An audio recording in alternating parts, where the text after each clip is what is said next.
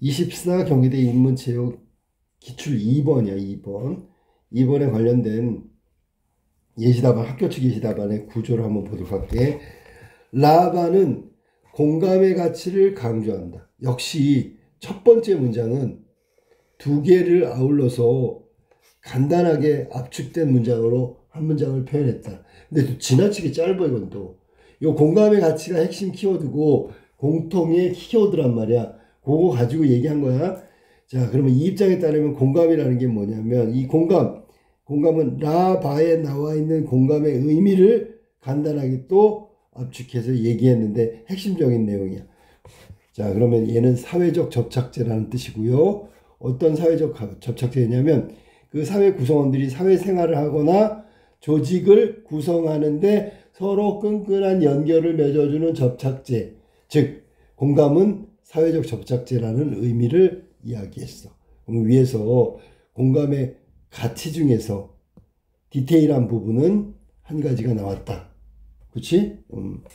그리고 다음에 나와 있는 부분은 라제시문하고 당연히 바제시문하고 요약을 해줘야 되겠지, 그지? 뭘 중심으로? 공감의 가치에 대해서 중심으로. 라제시문의 공감의 가치는 뭘까요? 그러면 사회적 측면에서 공감이 얼마나 필요하고 사회적 의미를 갖는지에 대한 것을 얘기한 게 라제시문이다. 그렇다면 이제 바제시문은 또 다른 측면에서 이제 공감의 가치를 이야기하겠지, 그지? 자, 그러면 라제시문에서 공감의 가치가 뭔데요? 라고 했더니 사교적인 사회가 되기 위해서 공감이 확장될 수 있어야 한다. 공감이 확장돼야 된다는 필요성을 얘기했고, 그 다음에 이의 필요성이 왜 그러냐면 공감이 확장되면 사람들 간에, 구성원들 간에 구별이 사라지고, 즉 하나가 된다는 얘기야. 우리가 차이를 두고 분열되고 이런 게 아니라 다 사람들 간에 구별이 사라진다는 얘기는 다 공동체 안에 흡수된다는 얘기지. 평등의식이 확산될 거다. 제시문 라에 나온 내용이야. 공감은 같은 영혼이라는 공동의식이며 또 이런 의식이 퍼질수록, 사회적으로 퍼질수록 서로의 삶이 가까워지고 보편성을 띌 수 있게 된다. 그래서 라제시문은 압축해서 요약하진 않았지만 결국 공감이 갖는 사회적 측면의 가치를 하나하나씩 이야기하고 있다. 자, 첫 번째 뭐라고? 사교적인 사회를 만들기 위해서. 두 번째, 그 공감의 확장은 결과를 만들어요. 이런 결과. 결국 공감이라는 건 이런 거고요. 라고 하면서 1, 2, 3의 내용이 모두 라제시문에 나와 있는 공감의 가치, 공감의 장점이라고 보면 장점. 이 부분을 나열하듯이 얘기했어. 나열하듯이. 그러면 바로 가야 되겠죠. 자, 묶음이라는 분류를 생각해봐. 공감의 가치, 여기서는 감정적 영역. 요게 중요한 거야. 우리가 있잖아. 공감의 가치를 얘기했는데 라하고 바의 차이가 뭐야? 그러면 공감의 가치가 가지는 어떤 측면, 분야, 어떤 종류, 이렇게 세분화시켜서 얘기한다고. 사회적 측면에서의 공감의 가치를 얘기했다면 여기는 감정적 영역에서의 공감의 가치를 찾으려고 했다는 거지. 그래서 공감은 사람들의 거리를 뛰어넘게 하는 정신 초능력으로, 여기는 더 공감의 가치를 더 많이 부여한 거야. 초능력이라고. 이게 사람들 간의 거리, 이 사실은 거리라는 것이 물리적 거리도 되고 정서적 거리도 된다고. 근데 여기서는 정서적 거리를 뛰어넘는 거야. 물리적 거리가 아니고 뛰어넘게 하는 일종의 초능력과 같은 그런 힘을 발휘하는데 뭘 통해서? 공감을 통해서. 그러니까 그게 가치 있는 거라 얘기를 하는 거지. 우리는 공감을 통해 다른 사람의 세계를 느낄 수 있다. 공감, 이러한 감정은 전염되고 또 친절한 마음은 확산시킴으로써 인류와 동물이 사회성을 획득하는 방향으로 진화할 수 있게 해주는 원동력이다, 힘이다, 초능력이다 이야기했죠.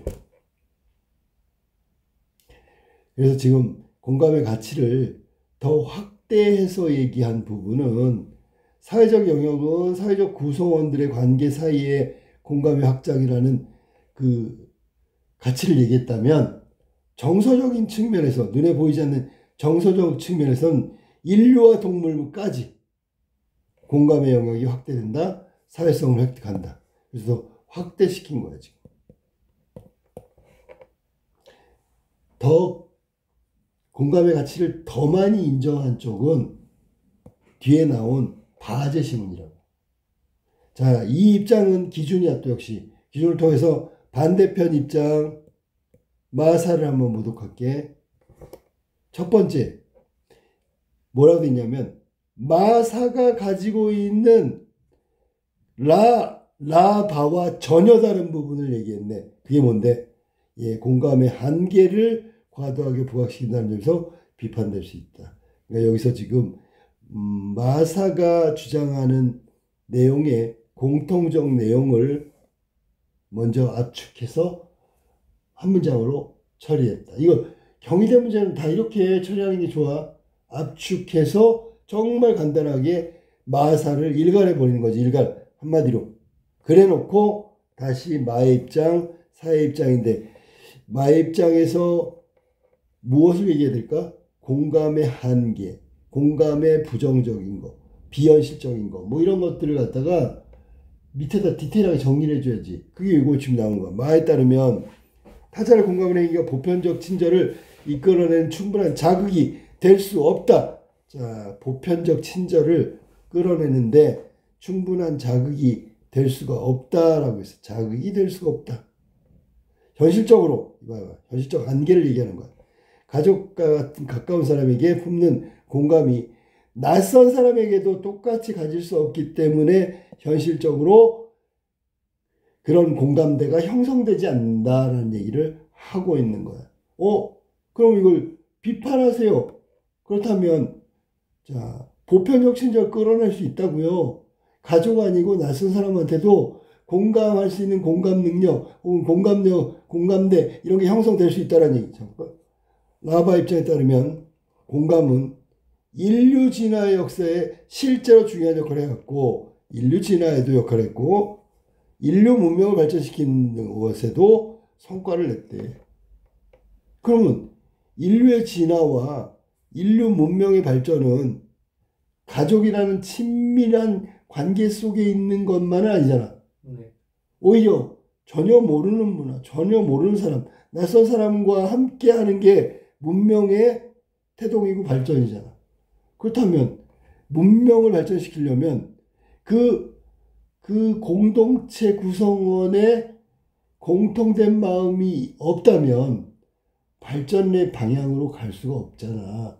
그러니까 공감대가 형성되고 문명 발전, 문명에 대한 생각을 공유했기 때문에 문명이 발전한 거 아니겠습니까? 라고 반대로 비판하는 거지. 그지?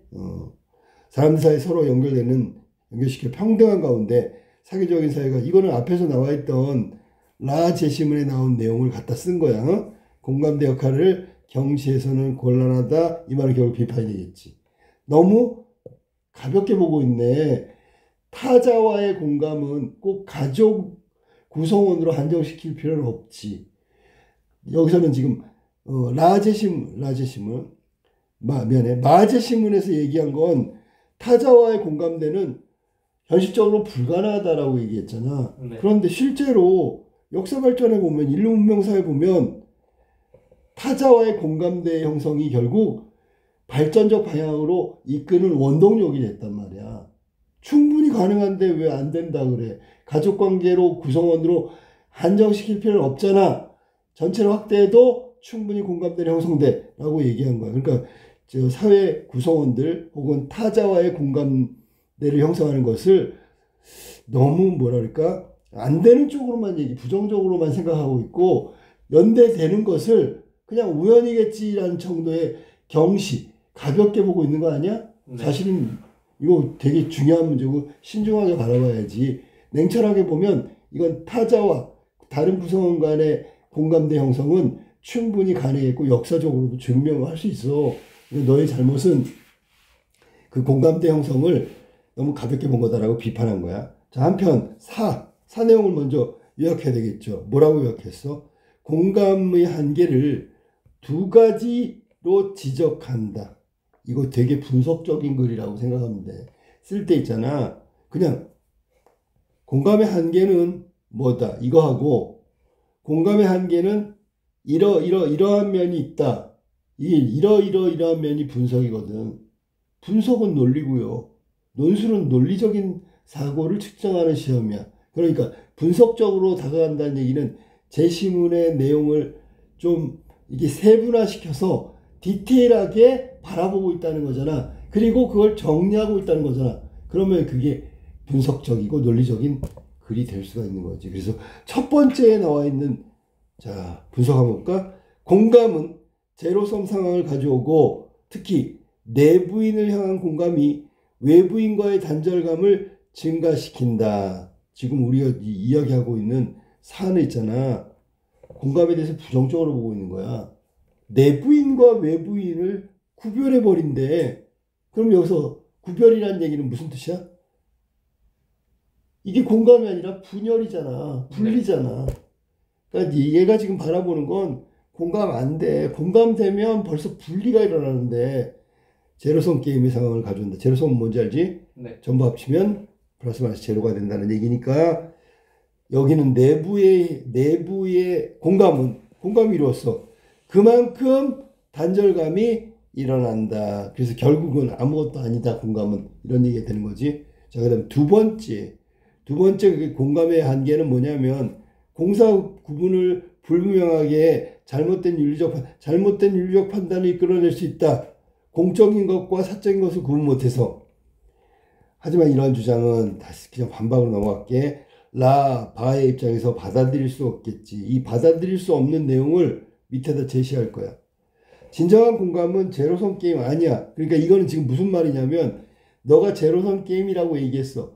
공감되면 외부 세력과는 단절감. 그래서 두 개 합치면 공감의 의미는 없어라고 했는데 절대로 제로섬이 아니죠. 공감 쪽이 이렇게 더 큰 효과를 발휘한다는 얘기를 해야 되는 거지. 모든 감정이 전염되듯이 하면 할수록 커진다는 점을 주목해야 된다. 감정의 전염이 점점 커진다는 거. 커질 수 있다.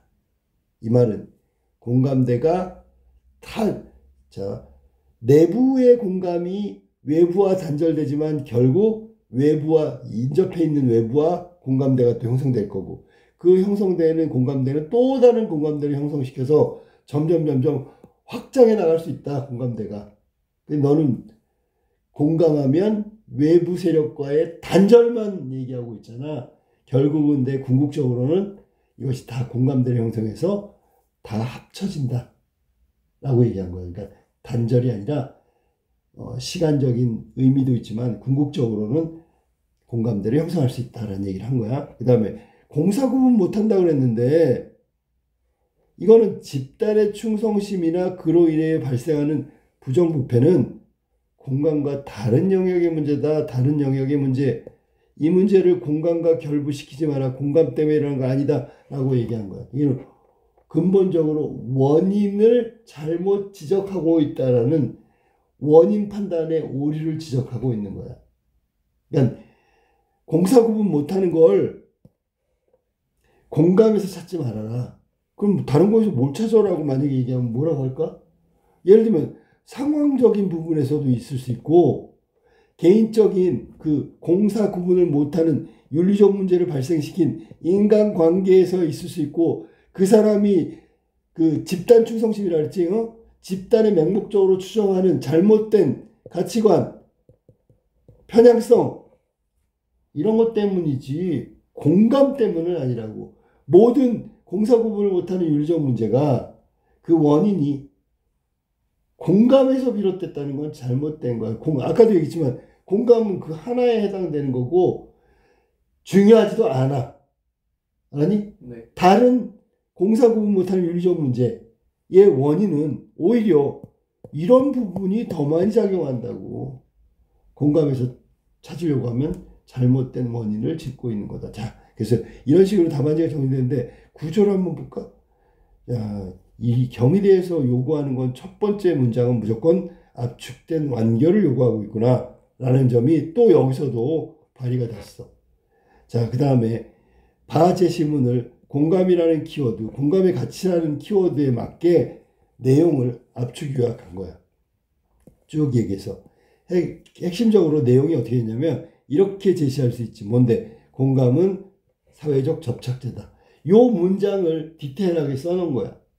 그지? 네. 그 다음에 설명할 때 사회적 측면의 제시문 나와 감정적 영역의 바 이렇게 분리해서 내용을 얘기할 때 역시 그 제시문의 기준도 차별화를 두는 게 좋다. 어떤 관점으로 라제시문의 공감의 가치를 설명하고 있는지 여기서 지금 얘기했듯이 사회적 측면에서 바라보고 있는 건지 개인적 측면에서 바라보고 있는 건지 아니면 집단적 측면에서 바라보는 건지 아니면 긍정적 측면에서 바라본 건지 이렇게 요 부분 기준이 될 만하고 근거가 될 만한 기준을 제시하면서 내용을 전개해 주면 좋겠고 바도 마찬가지야. 이렇게 해서 라바를 간략하게 요약했어. 자, 그 다음에 여기는 이런 거지. 결론이 아니라 마무리해 주는 의미로 중심 문장을 뒤에다 다시 또 썼어. 앞에 1번처럼 첫 번째 완결된 문장보다 좀 더 그 디테일하고 지금 강조할 수 있는 핵심 키워드를 살려가지고 자 포괄적인 그 압축 요약은 공감의 가치라는 말을 썼지만 요 마지막에 마무리 지는 것은 좀 더 구체적인 내용으로 마무리하고 있다. 그 다음에 바제시문도 역시 똑같아. 감정의 영역이라는 기준을 설정해서 이야기를 끌고 가는 거고 결국 공감의 가치는 초능력이다. 혹은 공감의 가치는 원동력이다. 이 문장을 가지고 디테일하게 썼다는 거야. 그래서 여기까지가 라바 기준점을 얘기한 거다. 그러나서 라바의 관점으로 본다면 반대편 입장의 논리 공감의 가치를 부정적으로 보고 있거나 공감의 가치를 별로 중요하게 생각하지 않는 마사를 평가해야 되기 때문에 비판해야 되기 때문에 만약 반대의 의미를 가진 제시문들이니까 당연히 비판해야 되겠지. 그러면 공감의 한계를 지적하고 있는 압축된 문장이 먼저 제시된다. 마사의 핵심 문장. 그리고 그 마사를 바라보는 라바의 태도는 비판이다. 라는 점을 이야기했어. 자, 그 다음에 또 역시 마가 나와야 되겠지. 마에서는 공감의 한계라고 했으니까 이 내용에 집중해서 디테일하게 쓸 거야. 어디까지? 여기까지. 지금 보니까 둘, 넷, 여섯, 일곱. 6줄 정도 썼단 말이야. 120자 정도 쓴 거야. 그럼 얘 120자. 그럼 벌써 240자잖아. 그지? 그 다음에 위에서 처음에 시작할 때 써놨던 문장이 이건 뭐 그렇게 길잖아. 20자 정도밖에 안 돼. 23자니까 20자 정도. 뭐 이건 뭐 30자까지 가능하다. 더 길게 잡으면 40자까지 가능하다. 2줄 정도. 처음에 라바의 제시문에 대한 압축된 문장 한 30자 정도 쓴다고 한다면 여기 또 지금 나와 있는 게 뭐냐면 라바의 공통적인 내용을 또 쓸 거야. 요게 한 4줄 정도니까 한 80자. 그럼 여기까지가 기준점이 되는 것. 라바를 얘기하기 전까지가 벌써 100자 정도의 분량이 나온다고. 100자 나왔지, 그지? 네. 그러면 일반적으로 라도 120자, 바도 120자. 자, 그럼 봐봐. 이게 얼마가 되는지 340자거든? 340자인데 여기 지금 내려와 보니까 여기 또 여기 있잖아. 그러면 240자가 또 나오잖아. 580자야. 그것만 해도 580자라고. 중간중간에 비판평가가 뭐 40자씩 이렇게 가더라도 그것만 해도 120자가 또 나온다고. 그러니까 잘 흐름대로 가면 그렇게 어렵게 많은 분량은 아니다. 천자수라고 하면 구조적으로 본다면 반반이죠.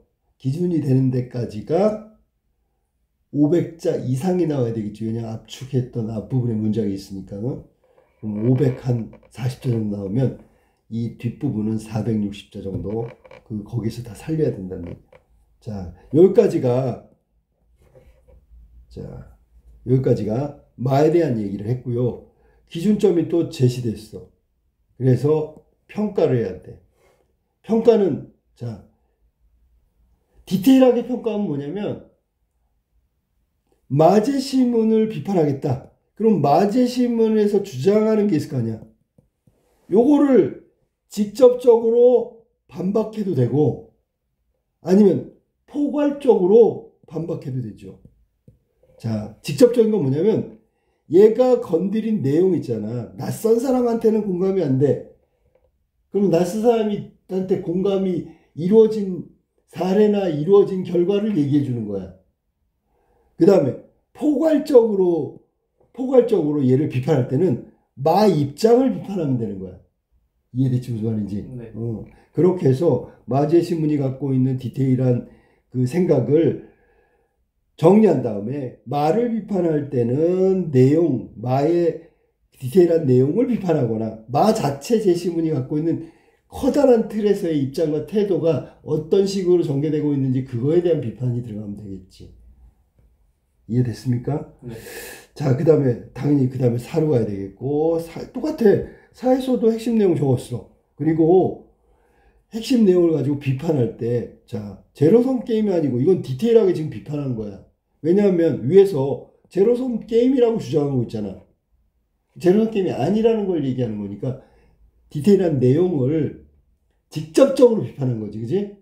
그 다음에 두 번째, 공사 구분하는 윤리적 문제. 이것도 직접적인 비판이라고 봐야 되겠지, 그지? 제로섬 게임이 아니고 직접적으로 공사 구분하는 윤리적 문제를 발생시키고 이것도 앞에 제시된 내용이니까 직접적이죠. 자, 그러면 이 사람에 대해서 포괄적인 비판을 할 거면 어떻게 해야 되냐면 이거를 비판해야 돼. 공감의 한계. 분명히 사에서 지적하고 있는 공감의 한계는 결국은 공감이라는 것이 집단 내 구성원에서 공감이 발휘되면 타 집단과의 단절감이 생긴다는 게 한계고, 그럼 결국 아무것도 아니라는 의미가 된다고 그랬잖아, 그지? 네. 요거 공감의 한계. 두 번째는 윤리적 판단에 문제가 생긴다는 얘기잖아. 자, 그러면 이 사람은 공감이라는 것이 분명히 한계를 지니고 있다라는 얘기인데, 한계가 뭐야? 끝이 있다는 얘기지. 제 범위가 있다는 거잖아. 네. 범위를 한정했어, 이 사람은. 공감이라는 거에 대해서. 그런데 아까 얘기했던 것처럼 공감이라는 것이 제한된 범위가 있을 수는 있어. 하지만 제한된 범위라는 건 일부 지역적인 문제야. 오히려 제한된 범위를 초월해서 공감이 형성되고 그 공감의 가치가 발현돼서 훨씬 더 큰 업적이나 훨씬 더 큰 성과를 거둔 게 더 많다. 무슨 말인지 알겠어? 네. 영역의 문제를 한 거야. 충분히 공감은 어떤 한계를 지닌 범위가 있다. 근데 그 범위보다 그럼 범위를 초월하면 무조건 한계를 지니고 있냐? 그게 아닌 경우도 있다고. 이건 범위의 문제지. 실제로는 현실적으로 보면 역사나 문명을 따져본다면 그 가족이라든지 여기 말한 예를 들면 공사 구분 못하는 이런 그 업무나 직업이나 이런 부분에 일어나는 문제는 수용할 수 있겠지만 수용될 수도 있어. 하지만 그걸 초월한 더 큰 영역에서 공감의 가치가 발현된 예가 있다고. 더 확실히 많다고. 그렇다면 이거는 일부분에 대한 얘기를 하는 거라는 얘기지. 그리고 아까 얘기했지만 원인이 공감으로부터 비롯됐다는 절대적인 근거는 될 수 없어. 라는 얘기를 하면서 비판의 내용을 마무리할 수 있다. 알겠지? 네. 구조를 이렇게 잡으면 돼.